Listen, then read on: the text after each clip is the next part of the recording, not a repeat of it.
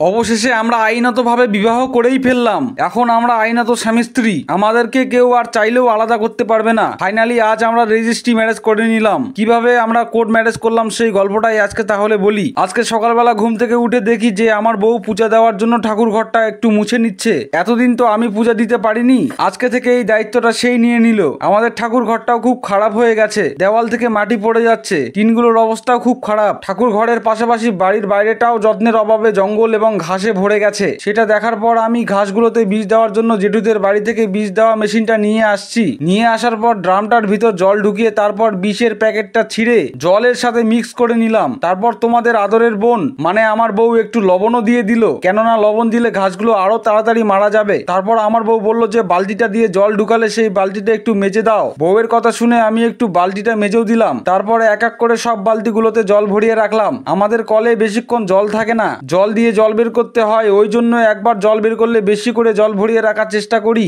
যাতে পরে জলের অসুবিধা না হয়। তারপর দেখলাম মা শুয়ে হাতের ব্যায়াম করছে, আর মিষ্টু মানে আমার বউ পূজা দেওয়ার জন্য জল নিচ্ছে। পুজোর জল ভরিয়ে নিয়ে আবার সে ঠাকুর ঘরে ঢুকেছে। তারপর একে একে ঠাকুরকে তেল সিঁদুর দেওয়ার পর ফুল দিচ্ছে। তারপর ধূপকাঠি আর প্রদীপ জ্বালিয়ে বাড়ির ঠাকুরের পুজোটা করে নিল।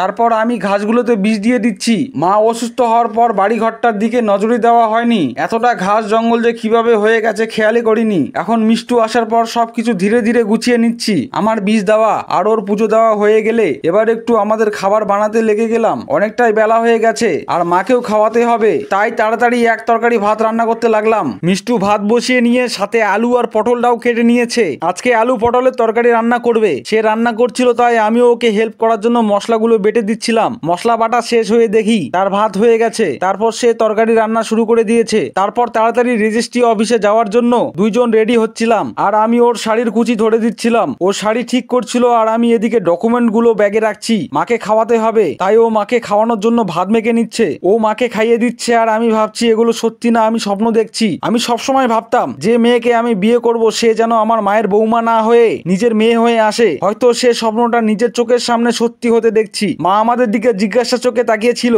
যে আমরা কোথায় যাচ্ছি। আমি বললাম যে আজকে আমরা রেজিস্ট্রি করতে যাচ্ছি। মাকে আমরা বিদায় জানিয়ে টোটো চড়ে গন্তব্যস্থলের উদ্দেশ্যে রওনা দিলাম। রেজিস্ট্রি অফিসের বাইরে অনলাইনের দোকানে আমরা রেজিস্ট্রির জন্য প্রাথমিকভাবে আবেদন করছি। তারপর আমরা সুস্থ মস্তিষ্কে নিজেদের স্বইচ্ছায় সব নিয়ম মেনে ভালোবাসাকে স্বীকৃতি দেওয়ার জন্য দুইজন রেজিস্ট্রি কাগজে সই করলাম। রেজিস্ট্রির কাজ শেষ হওয়ার পর টোটোতে উঠলাম। আমার দুই বন্ধু আমাদের রেজিস্ট্রির কথা শুনে আমাদের সঙ্গে দেখা করতে আসছে। আমাদের রেজিস্ট্রি ম্যারেজে খুশি হয়ে তারা বলল চলো সবাই মিলে মিষ্টি মুখ করা যাক। সেই মতো মিষ্টির দোকানে সবাই মিলে মিষ্টি মুখ করলাম। আমার টোটোওয়ালা বন্ধু আমাদের সংসার চালানোর জন্য আমাদের তেজপাতা উপহার হিসেবে দিল।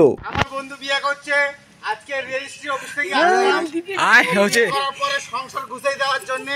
এই যে তেজপাতা দিলাম, বুঝলে বুঝপাতা না হলে তেজপাতা। আচ্ছা বৌমাকে গুছিয়ে দিল নাকি?